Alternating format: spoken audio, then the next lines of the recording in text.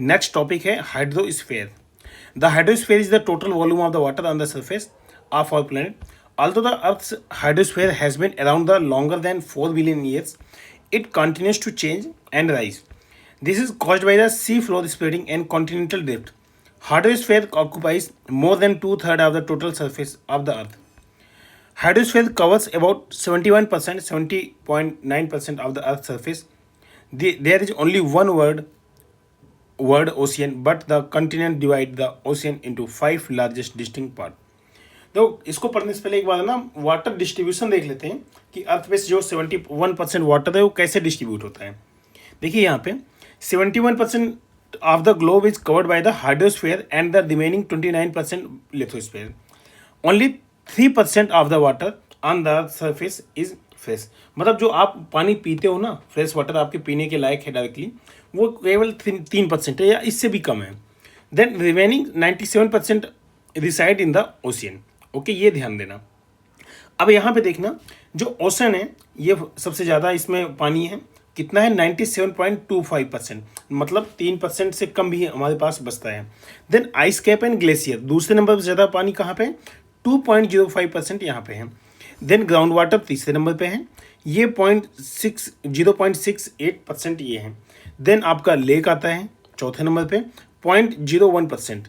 Then moisture, अगर आपसे पूछा जाए कि मॉइस्चर और इसमें रिवर में ज़्यादा पानी किस में होता है, आप तुरंत रिवर लगा दोगे, लेकिन नहीं, मॉइस्चर में, सॉइल मॉइस्चर में ज़्यादा पानी होता है, ये 5वें नंबर पे है। ओके, 0.005, 5वां नंबर 0.005। देन एटमॉस्फेयर 6ठे नंबर पे है 0.001। उसके बाद स्ट्रीम्स एंड रिवर ये 7वें नंबर पे हैं, यहाँ पे 0.0001%, ये इतना पानी है स्ट्रीम्स एंड रिवर्स। जो आपको सबसे ज़्यादा लगता है ना, वो बहुत कम पानी है। ओके, देन बायोस्फीयर में तो 0.0004, 4 टाइम्स 0 4। ओके, 4 टाइम्स 0 और 4%, ये है वाटर। ठीक है, तो ये आपको वाटर डिस्ट्रीब्यूशन है। देन अब हम स्टार्ट करते हैं। यहाँ पे देखो 5 लार्जेस्ट डिस्टिंक्ट पार्ट ओशियन की कैसे कैसे हैं। सबसे बड़ा कौन सा है, पैसिफिक। ठीक है, यहाँ पे डेटा दिया, शायद आपको याद नहीं रह पाएगा, बट यहाँ पे एक बार नज़र मार लीजिए। 1 4 टाइम्स 5 7 000 ये है। उसके बाद देन उसकी लेंथ किसकी ज़्यादा है, आप ऐसे डिस्ट्रीब्यूट कर लीजिए, पता चल जाएगा। ओबियस सी बात है, इसी की ज़्यादा है। ओके, देन अटलांटिक की मतलब लार्जेस्ट वॉल्यूम में है। Then Indian Ocean largest volume में है। देन साउदर्न ओशियन है। देन आर्कटिक ओशियन है। ओके, देखो आर्कटिक ओशियन का थोड़ा सा अलग केस है। ओके, आर्कटिक ओशियन का थोड़ा सा अलग केस है, तो वो छोड़ दीजिए। बाकी यहाँ पे फर्स्ट 4 ये सीक्वेंस आप याद रखिए, एग्जाम में आपसे पूछा जाता है। देन क्या है, यहाँ पे हाइपोसिमेट्रिक कर्व दिखाया गया है कि सी फ्लोर कहाँ पे है, कॉन्टिनेंटल शेल्फ कहाँ पे है, कॉन्टिनेंटल स्लोप कहाँ पे है, डीप सी प्लेन क्या है, उस चीज़ को बताया गया है।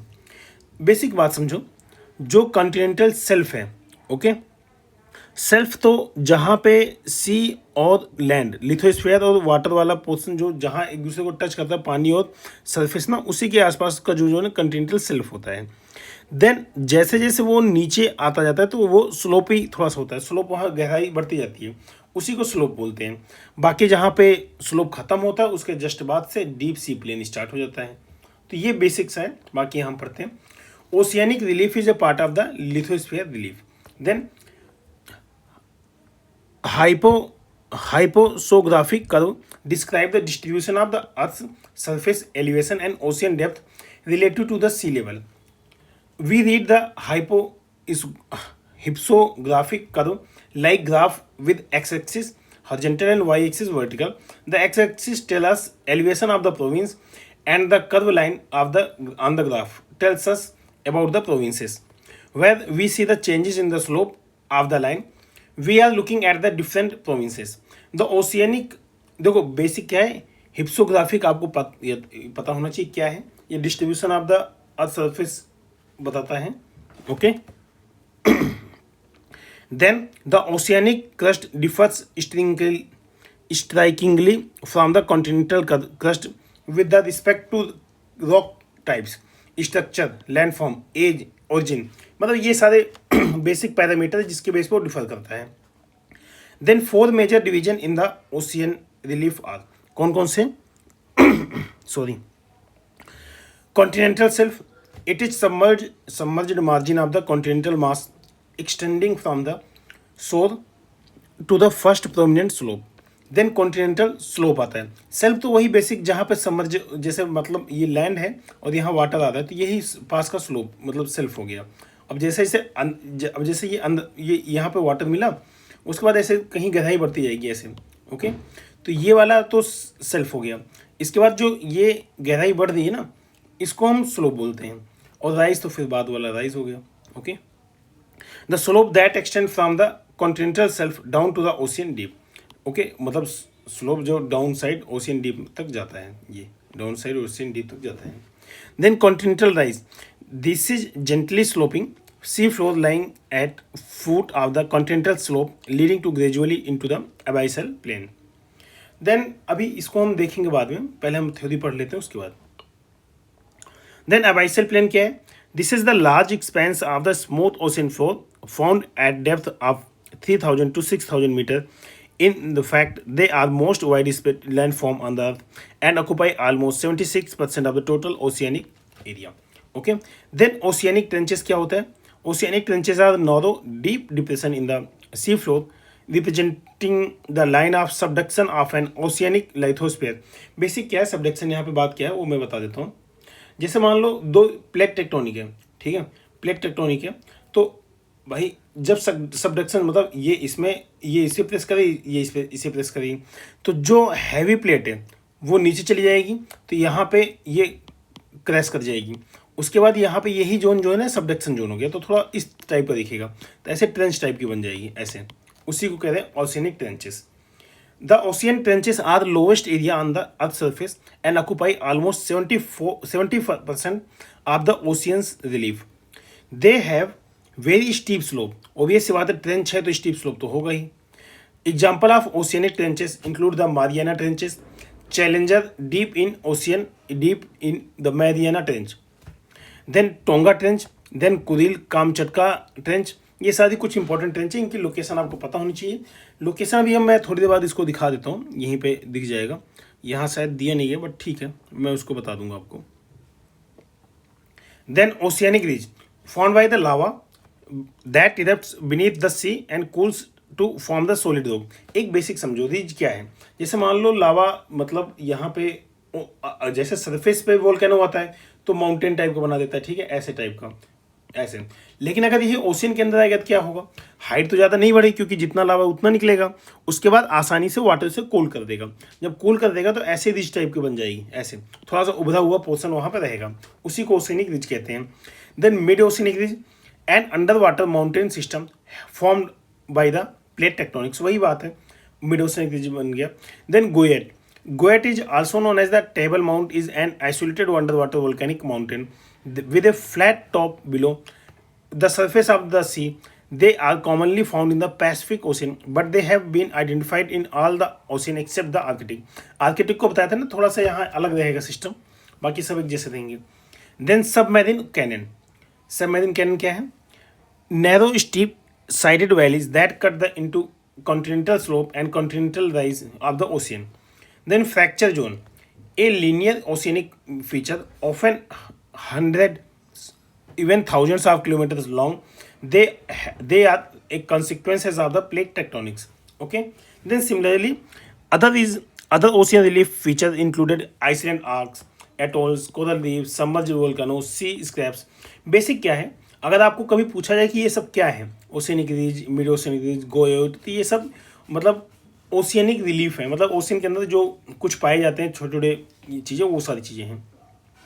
Then mid Atlantic ridge is a mid oceanic ridge, a divergent tectonic plate or constructive plate boundary located on floor of the Atlantic Ocean and part of the most extensive mountain range in the world. In the North Atlantic it separates the Eurasian and North American plates, and in the South Atlantic it separate the African and South American plates. Then the 90 East ridge is a ridge on the Indian Ocean floor named for its nearby the parallel strike along with the 19th meridian at the center of the eastern hemisphere. The example of such island in the Indian Ocean are Lakshadweep, Maldives, Chagos, Amsterdam island, Saint Paul, Kerguelen Island. Okay. Then Datum line is a horizontal line to the sea level used to measure height and depth. ये यहाँ Datum line किससे related है? एक horizontal line है to C level पे, अगर सी का surface ऐसा है तो इसी पे एक हॉरिजॉन्टल लाइन है, use to measure height and depth. Okay. Next, 96.5% of the total water present in the ocean is saline in the nature. Out of the remaining 2.5% is fresh water and 1.7% are in the form of the glacier and the polar ice. Hence, less than 1% of the fresh water resources is available for use. यही मैंने बोला, अभी आपको ऊपर बता दिया था ना वाटर का डिस्ट्रीब्यूशन कैसा है, वो वहाँ से देखिएगा अच्छे से वहाँ पे. Out of the total available fresh water, 68% is inaccessible as it in the form of the glacier and ice cap. 30.1% is in the form of the groundwater. 0.3% is in the form of the surface water, and only 0.9% is in the form of the surface other fresh water sources. Okay, ये water distribution है जो भी आपको मैंने बता दिया. अब एक बार ना यहाँ पे सभी की लोकेशन देख लीजिए जो मेजर सीज और ओशियन है. देखो सबसे पहले ये तो पैसिफिक ओशियन है, ये पूरा एरिया पैसिफिक ओशियन का है, और इस साइड यहाँ तक ये पूरा पैसिफिक है. उसके बाद सेकंड नंबर पे ये अटलांटिक, थोड़ा एस शेप में बनता है, शेप इसका ऐसे ना, ऐसे एस शेप, ठीक है. उसके बाद तीसरे नंबर पर कौन सा था आपका? Indian ocean. यहाँ पे ये इंडियन ओशियन है, मतलब ये पूरा इंडियन ओशियन है, ये पूरा इंडियन ओशियन है. ओके, ये इंडियन ओशियन है. ओके, आपके मेजर सी तो यही है. अब इसके बाद देखो आपको एक और बताया गया हो ना, अटलांटिक, आर्कटिक, साउदर्न ओशियन और आर्कटिक. देखो आर्कटिक वाला क्या है ना, आर्कटिक वाला ये जोन है, ये आर्कटिक वाला ये जोन है, ठीक है, मतलब हमेशा आइस कैप से घिरा देता है. बाकी साउदर्न वाला ये पूरा साउदर्न जो नीचे का पोर्शन बचता है साउदर्न ओशियन है. ओके, ये हो गया. अब बेसिक और छोटे छोटे समझते हैं. अब जैसे इंडियन ओशियन की बात करते हैं तो इंडियन ओशियन में अरबियन सी यहाँ पे, बे ऑफ बंगाल यहाँ पे है. उसके बाद जावा सी यहाँ पे है, मतलब जावा सुमात्रा के आसपास. इंडियन ओशियन नीचे ही है. गल्फ ऑफ अदन यहाँ पे यमन के पास में है. ओके, रेड सी आपको पता ही है, ये मतलब ये जो इथोपिया के थोड़ा सा अंदर और इजिप्ट की थोड़ा इस साइड, ठीक, ये इजिप्ट है, ये सऊदी अरबिया है, ये सूडान वाला एरिया है, ये इथोपिया वाला एरिया, तो इसके आसपास है रेड सी. पर्सियन गल्फ यहाँ पे ईरान के पास में है. उसके बाद कैस्पियन सी लैंड लॉक्ड है. ब्लैक सी भी लगभग लैंड लॉक्ड है, बट थोड़ा सा एक स्ट्रिप है टर्की के पास में, बारबोदस और स्ट्रेट और मलबरा सी ऑफ मलबरा के आसपास से निकलता है ये. देन यहाँ पे पैसिफिक ओशियन में बात करें तो ये बियरिंग सी है. उसके बाद सी ऑफ ओखोत्स, जब ये कामचटका प्लेटू के थोड़ा सा साइड में सी ऑफ ओखोत्स है. देन जापान है, जापान सी यहाँ पे. येलो सी है साउथ, ये कोरियन पेनिनसुला है, कोरियन पेनिनसुला और चाइना के बीच में येलो सी है. देन ईस्ट चाइना सी, चाइना के ईस्ट में ही है. देन साउथ चाइना सी, साउथ चाइना सी में काफ़ी कॉन्फ्लिक्ट जोन होता है. जो 9 डैश लाइन है इस पर कॉन्फ्लिक्ट अक्सर रहता है कि चाइना अपना क्लेम करता है और एशियन कंट्री अपना क्लेम करती हैं, तो वहाँ पे हैं पार्सल आइलैंड वगैरह सब यहाँ पे हैं. देन यहाँ पे ये वियतनाम है, वियतनाम के पास यहाँ वियतनाम, फिलीपीन, ब्रुनई, मलेशिया यहाँ पे हैं, तो ये ऐसे सारी कंट्रियाँ हैं. तो ये पैसिफिक का हो गया. देन पैसिफिक के दूसरे साइड आते हैं अमेरिकन साइड, तो गल्फ ऑफ अलास्का है पैसिफिक ओशियन के इधर, और गल्फ ऑफ मैक्सिको तो थोड़ा अंदर पड़ जाता है अटलांटिक साइड. तो यही है. बाकी इस साइड देख लेते हैं अटलांटिक वाले में. तो अटलांटिक में आप ऊपर से देखिए बैफिन बे है यहाँ पे, जो ये अपना मतलब आइसलैंड है, आइसलैंड के इस साइड, आइसलैंड और कनाडा के बीच में बैफिन बे है. देन लब्राडोर कनाडा के पास में है. Gulf of Saint Lawrence Canada के पास है. सरगासो सी आपको पता ही है, जहाँ पे मतलब सरगासो सी मतलब एक ऐसे राउंड सा सी बन जाता है सी के अटलांटिक के अंदर ही. देन इधर ब्रिटेन साइड यहाँ पे ऊपर कादा सी है, ये कादा सी रसिया के पास में है. देन बैरेंट सी रसिया के पास में है. गल्फ ऑफ बोथनिया ये जो स्कैंडिनेवियन कंट्री इसके पास में है. देन बाल्टिक सी बाल्टिक कंट्री के पास में है. देन नॉर्थ सी ब्रिटेन और बाल्टिक के बीच में है, और यहाँ भी इसका एरिया है, यूरोप के आसपास भी है.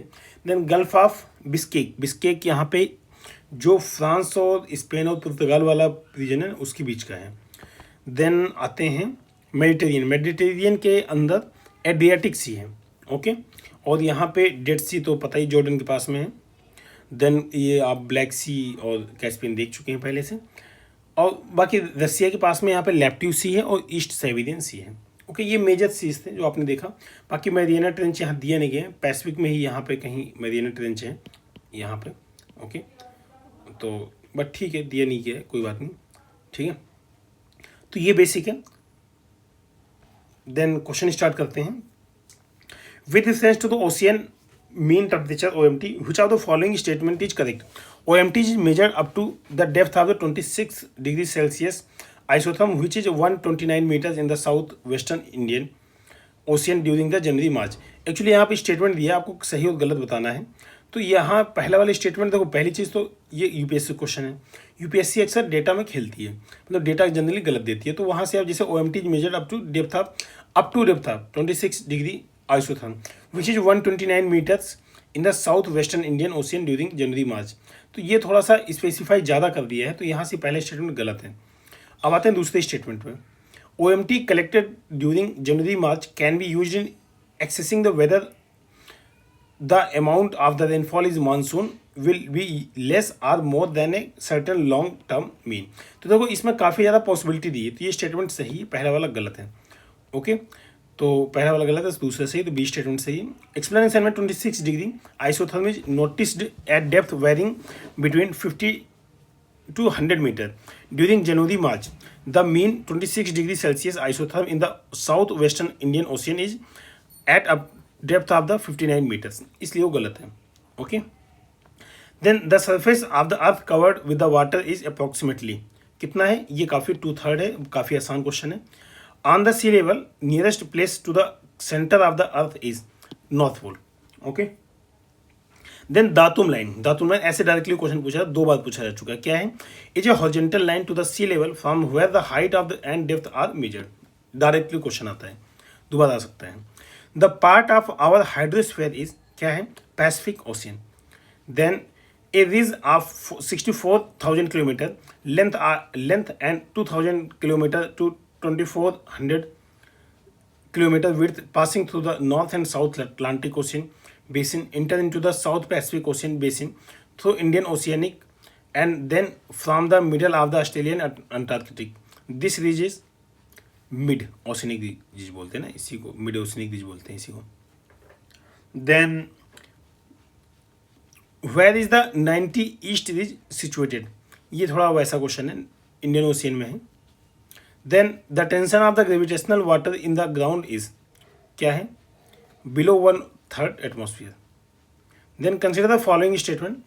On the planet Earth, the fresh water is available for use amount to about less than 1% of the total water found. एकदम सही बात है। Out of the total fresh water on the planet Earth, 95% is bound up in polar ice cap and glacier. ये देखो गलत, हमने पढ़ा था कि जो जितना भी टोटल फ्रेश वाटर है वो 95% ऐसा नहीं है। ओके, पहला दूसरा गलत है, पहला सही है, तो ये सही है। ओके, वो समथिंग 68% के आसपास है ना, इसलिए गलत है। Then with reference to the water on the planet earth consider the following statement. The amount of water in the rivers and lakes is more than the amount of ground water. पहला statement ये गलत है। Okay, यही मैंने आपको बताया था कि रिवर और लेक में काफ़ी कम पानी है ग्राउंड वाटर के रिस्पेक्ट में। The amount of water in the polar ice cap and glacier is more than the amount of ground water. एकदम बात सही है, दूसरा स्टेटमेंट सही है, पहला गलत है। ये जो ऊपर मैंने इमेज बताया उसके बेस पे आप क्वेश्चन कर सकते हैं। ओके, देन अगला है largest amount of fresh water on our planet. Largest amount of fresh water on our planet is, कहाँ पे है इनमें से कहाँ पे है, ग्लेशियर एंड माउंटेन्स में है। ओके, रिवर्स में नहीं, लेक और स्ट्रीम में, अंडरग्राउंड में नहीं है, तो ये है। वो सीक्वेंस देख लीजिएगा जो मैंने बताया, उससे क्वेश्चन आते हैं। पॉइंट ये है, on the planet earth most of the fresh water exist as the ice cap and glacier. Out of the remaining fresh water the largest portion is, कहाँ पे, ग्राउंड वाटर, एज मतलब ice cap और glacier के बाद ground water. Okay, lake river तो काफ़ी पीछे आते हैं, उसके ऊपर तो एटमॉस्फेयर वगैरह वो सब मॉइस्चर वगैरह आ जाता है, soil moisture. Consider the following source of the water supply and arrange them in the descending order. Okay, देखो ऐसा क्वेश्चन आते हैं, बिल्कुल आते हैं, इसलिए रेडी रहिएगा इनके लिए। तो पहला सबसे ज़्यादा ओशियन का है, ये पहला हो गया। दूसरा कहाँ पे है, polar ice cap and glacier का हो गया, दूसरा हो गया। फ्रेश वाटर सबसे ज़्यादा polar ice cap and glacier का है। उसके बाद फिर ग्राउंड वाटर का है तीसरा, देन फिर रिवर का है चौथे नंबर पे यहाँ पे। ठीक है, तो 1 3 4 2 sequence. Then which one is most extensive part of the oceanic floor, कौन सा है, डीप सी प्लेन्स। देन अगला है Red Sea is an example of, किसका है, axial trough. Out of the following which combination is incorrect, कौन सा है, टेलीग्राफ प्लेट्यू इंडियन ओशियन, ये इनकरेक्ट है। ओके, ये इंडियन ओशियन में नहीं है, ये अटलांटिक में है। बाकी कोको रिज पैसिफिक में है, वाल्विस रिज अटलांटिक में है, अगुलस बेसिन इंडियन ओशियन में। तो ये गलत है, यहाँ पे अटलांटिक होना चाहिए। With reference to the Indian Ocean which of the following statement is are correct, it was called by the ancient Greek as Erythraean Sea. ठीक है, पहला सही बात है। उसके बाद it is spread on the either side of the equator, ये भी बात सही है। दोनों स्टेटमेंट यहाँ से करेक्ट है। ओके।